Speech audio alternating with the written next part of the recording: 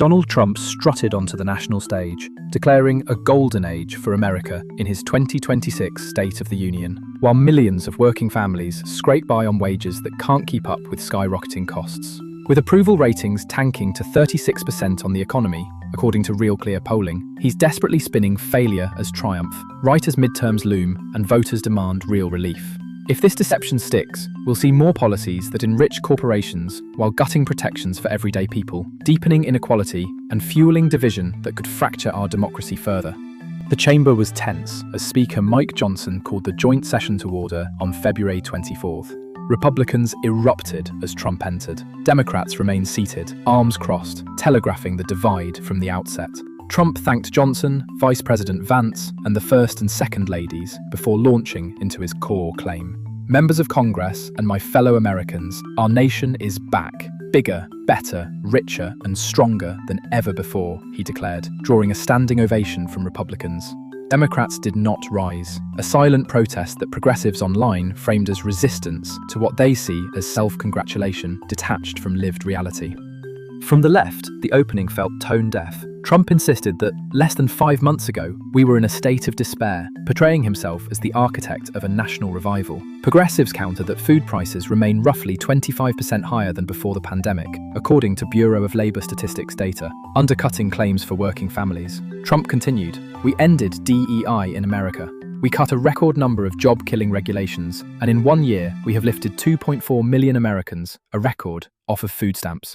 Republicans cheered. Democrats shook their heads. Representative Alexandria Ocasio-Cortez later wrote that dismantling diversity programs has widened racial gaps while doing nothing to address wage stagnation. If this video has you fired up and ready to fight back against the lies and spin, smash that like button to boost the truth and help this video reach more people who need to hear it. Hit subscribe if you're not already in. We're building a community that won't stay silent.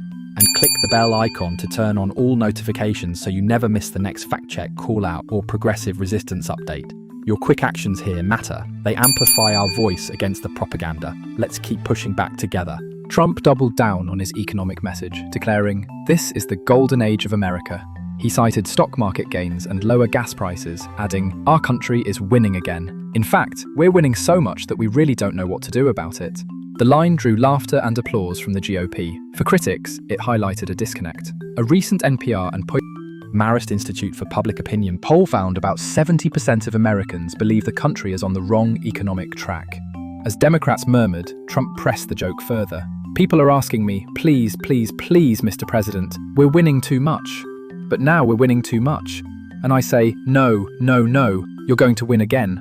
You're going to win big. To reinforce the theme, Trump brought in the US men's Olympic hockey team. "Here with us tonight is a group of winners who just made the entire nation proud," he said, as Republicans rose to applaud. Democrats stayed seated, viewing the moment as theatre.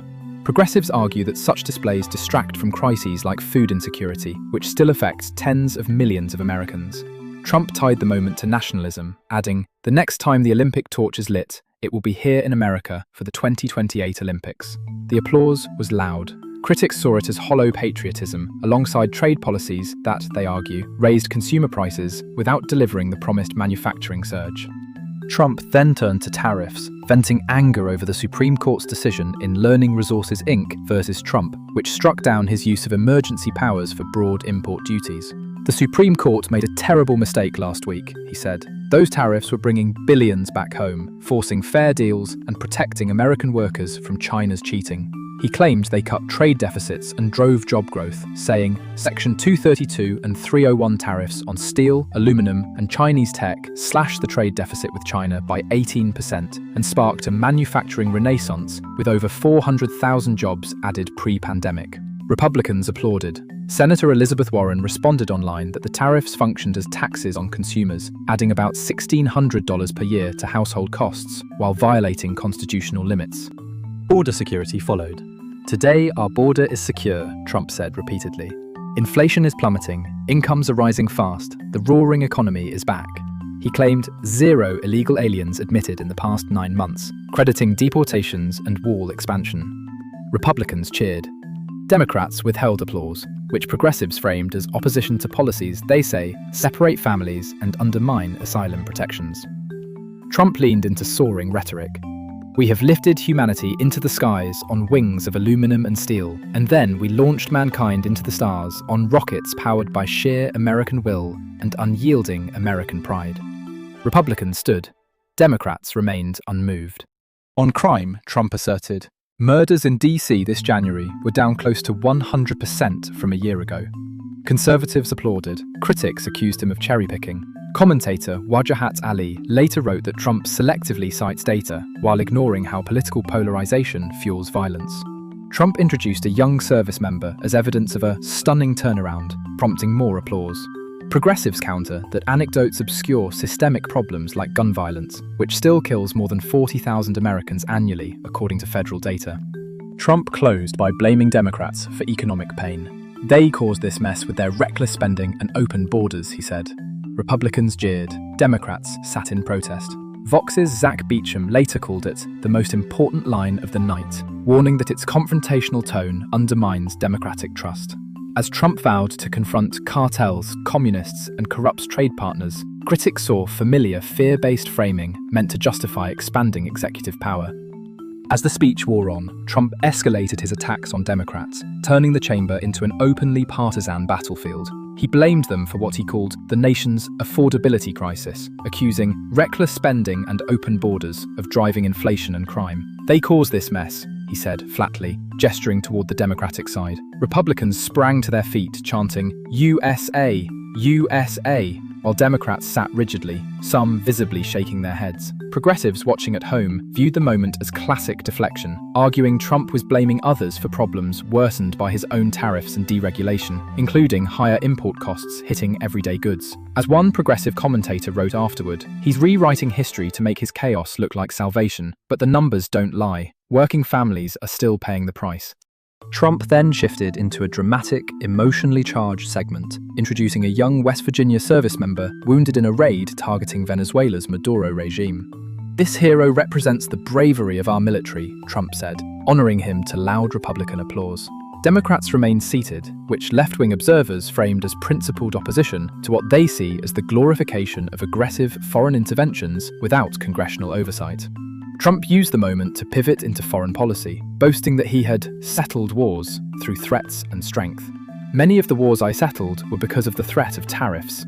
I wouldn't have been able to settle them without it, he said, defending his approach despite the Supreme Court's recent rejection of his tariff authority. Republicans cheered. Progressives warned this rhetoric reflects dangerous brinkmanship, particularly amid rising tensions in the Persian Gulf and elsewhere. Turning to energy, Trump declared energy dominance a central achievement. We are now the #1 producer of oil and natural gas in the world, he said, crediting deregulation for lower gas prices and economic growth. Republicans erupted in applause. Democrats countered that global factors, including OPEC production decisions, play a far larger role in fuel prices. Progressive critics also noted the complete absence of climate impacts from Trump's remarks, despite mounting costs from extreme weather documented by federal and scientific agencies. Trump continued, inflation is plummeting, incomes are rising fast, the roaring economy is roaring like never before. Yet surveys from NPR and Marist showed most Americans still felt financially squeezed, reinforcing Democratic claims that the speech leaned more toward propaganda than lived reality. Immigration soon became the speech's most confrontational theme. Trump introduced angel families, relatives of people killed by undocumented immigrants, prompting emotional applause from Republicans. These are the families devastated by open borders, he said. Democrats remained silent. Progressives later argued that the selective focus ignored broader crime data and the humanitarian crisis at the border, while fueling fear rather than solutions. They warned the rhetoric dehumanized immigrants and sidestepped comprehensive reform. Trump then issued a direct challenge to the chamber. If you agree with this statement, then stand up and show your support. The first duty of the American government is to protect American citizens, not illegal aliens. Republicans stood in unison. Democrats stayed seated. Trump seized the moment. You should be ashamed of yourself not standing up, he scolded. The clip spread rapidly online, hailed by conservatives as proof of Democratic priorities and condemned by the left as manipulative theatre. Vox later described it as a grim, anti-democratic moment that underscored Trump's pattern of publicly shaming political opponents to inflame division. He pressed on, again asserting border control success. Our border is secure, Trump repeated, claiming 0 illegal aliens admitted in the past 9 months due to mass deportations and wall construction. Republicans applauded loudly. Democrats booed softly, viewing the claims as exaggerated and the policies as cruel, citing family separations and due process concerns. Trump boasted of deporting millions and ending catch and release, framing it as a historic achievement. Progressive groups countered that such measures have strained systems and violated civil rights protections. On crime, Trump claimed murders in D.C. this January were down close to 100% from a year ago. Republicans cheered. Left-leaning analysts accused him of cherry-picking short-term data while ignoring national gun violence trends and structural drivers of crime. Trump introduced additional guests, including a 100-year-old Korean War veteran, using them to underscore themes of American pride. Once again, the chamber split along party lines, standing ovations from Republicans, silence from Democrats, who viewed the moments as nationalist pageantry masking policy failures. Trump then attacked Democratic opposition to the SAVE Act, alleging they want to cheat in elections by allowing non-citizen voting. Their policy is so bad that the only way they can get elected is to cheat, he said. Republicans roared approval. Democrats sharply rejected the claim as baseless and dangerous, warning it echoed election denial narratives that undermine trust in democratic institutions. As the address continued into its lengthy middle phase, Trump circled back to familiar economic boasts, promising more tax cuts and deregulation. "We cut a record number of job-killing regulations," he repeated. Progressives countered that these rollbacks weakened worker protections and environmental safeguards without delivering promised gains. He briefly touched on healthcare, vaguely pledging to protect it while attacking democratic expansions. Democrats remained stone-faced, recalling repeated efforts to repeal the Affordable Care Act. Trump then delved deeper into foreign policy, framing his administration as a beacon of strength that had quelled global threats through aggressive tactics. "We have ended the forever wars, brought our troops home, and made peace with our adversaries through strength, not weakness," he stated, referencing deals with North Korea and the Taliban. Republicans erupted in applause, standing to cheer what they saw as vindication of Trump's isolationist bent. But Democrats remained seated, their expressions a mix of skepticism and outrage. To the left-wing audience, this sounded like revisionist history. Trump's hasty Afghanistan withdrawal in his first term had led to chaos, with the Taliban regaining control and women's rights evaporating, per reports from Human Rights Watch. As Trump boasted of defeating ISIS 100%, citing the caliphate's territorial losses, GOP members nodded vigorously, but progressives recall how his policies alienated allies and emboldened extremists elsewhere. The president highlighted his approach to China, claiming, "We've imposed the toughest tariffs in history, forcing them to the table and securing fair deals." Despite the Supreme Court's ruling against his emergency powers, he insisted, "Those tariffs worked. They brought billions back and created jobs." The chamber split again, Republicans on their feet, Democrats unmoved, viewing these measures as inflationary burdens on consumers. Trump transitioned to Iran, declaring, "We've crippled their economy with maximum pressure, and they're begging for a deal." He pointed to reduced oil exports and internal unrest as proof. Applause from the right echoed, but left-wing viewers see this as reckless saber-rattling that has heightened tensions in the Persian Gulf, bringing the region one mistake away from war, as headlines warned pre-speech. In a theatrical flourish, Trump invited survivors of Iranian aggression, including families affected by drone strikes, to stand for recognition. "These brave Americans represent our resolve against tyranny," he said. Republicans stood in solidarity, but Democrats like Representative Ilhan Omar shouted back during a related segment on immigration fraud, yelling, "That's a lie," when Trump referenced alleged scams in Somali American communities. Her interjection pierced the air, drawing gasps and highlighting the raw divide. Omar later explained in a CNN interview why she disrupted. "He's spreading dangerous lies that endanger communities like mine." Progressives applauded her courage online, seeing it as a necessary pushback against xenophobic narratives that stoke hate crimes, which spiked 17% during Trump's first term, per FBI data. Trump pressed on with calls for unity, but in a way that blamed Democrats for division. "It's time for Democrats to join us in building a brighter future instead of obstructing every step," he urged. The plea fell flat. Democrats sat stoically, interpreting it as hypocritical given Trump's history of inflammatory rhetoric. He touched on infrastructure, promising the greatest rebuilding in history with new bridges and roads funded by tariff revenues. "We've already invested $1 trillion, creating millions of jobs," he claimed. GOP cheers filled the room, But the left points to how much of that spending went to corporate contracts rather than union labour, with only 40% of projects completed on time, according to Government Accountability Office audits. As the speech neared its close, Trump addressed social issues, vowing to protect women's sports by banning transgender athletes, a line that drew wild applause from Republicans. "We must ensure fairness for our daughters," he said. Democrats booed audibly, with Representative Rashida Tlaib interjecting, "You're killing Americans," during a segment on youth protection, later clarifying in media that she meant Trump's policies on guns and healthcare have led to needless deaths. Progressives view this stance as transphobic fear-mongering that distracts from real threats like school shootings, where America averages one per week, per Everytown research. Trump rapped with a soaring vision. "Together, we will make America wealthy again. We will make America strong again. We will make America proud again. We will make America safe again. And yes, together, we will make America great again." The final words ignited a prolonged standing ovation from Republicans, with chants of 4 more years reverberating. Democrats, however, began filing out early, their exit a symbolic rejection captured on cameras. In the official Democratic response, Virginia Governor Abigail Spanberger sharply rebuked. Trump did what he always does. He lied, he scapegoated, and he distracted, and he offered no real solutions to our nation's pressing challenges, many of which he is actively making worse. Her words resonated with the left, emphasizing how Trump's tariff policies added $1,600 annually to household costs, per economic analyses.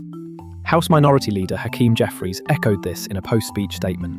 Trump spewed lies, propaganda, and hatred, underscoring the address's failure to address affordability amid persistent inflation. Senator Richard Blumenthal called it disconnected to reality, pointing to Trump's economic boasts, ignoring that 60% of Americans live paycheck to paycheck, per Lending Club surveys.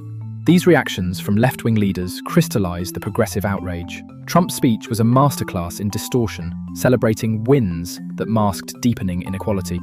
Now, let's pull back and dissect this farce with the cold light of facts. Trump's golden age narrative crumbles under scrutiny. While he brags about stock market highs, the gains have overwhelmingly benefited the top 1%, with wealth inequality hitting Gilded Age levels, per Federal Reserve data. His tariffs, hailed as job creators, actually destroyed 300,000 manufacturing positions due to retaliatory measures and higher costs, according to Moody's Analytics.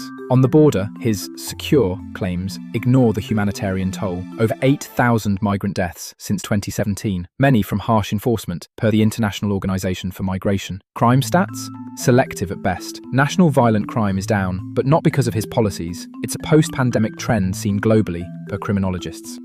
Foreign policy triumphs are equally hollow. His Iran strategy has isolated the US, pushing Tehran closer to nuclear thresholds, with IAEA reports showing enriched uranium stockpiles 30 times the deal limit. Afghanistan? A botched withdrawal that abandoned allies and empowered extremists. And on healthcare, Trump's vague protections ring false. His administration's sabotage of the ACA led to 3 million losing coverage, per Kaiser Family Foundation. These aren't opinions, they're documented realities that expose his address as a desperate bid to rewrite failures as victories. Progressives know this emperor has no clothes. His policies enrich donors while eroding rights. Banning DEI ignores systemic racism, where black unemployment remains double that of whites, per BLS. Climate denial in his energy boasts. We're facing record wildfires and floods, costing $165 billion in 2025 alone, per NOAA. And unity? From a man who incited January 6th, per bipartisan investigations. If this infuriates you as much as it does us, hit that like button to amplify the truth. Your engagement pushes back against the spin. Drop a comment. What's the biggest lie Trump told during the address? Share your take and let's build the resistance. Subscribe and turn on notifications for more unfiltered breakdowns. We're in this fight together, exposing the threats to our democracy, one fact at a time. Don't let the algorithm silence us. Your support keeps the progressive voice strong.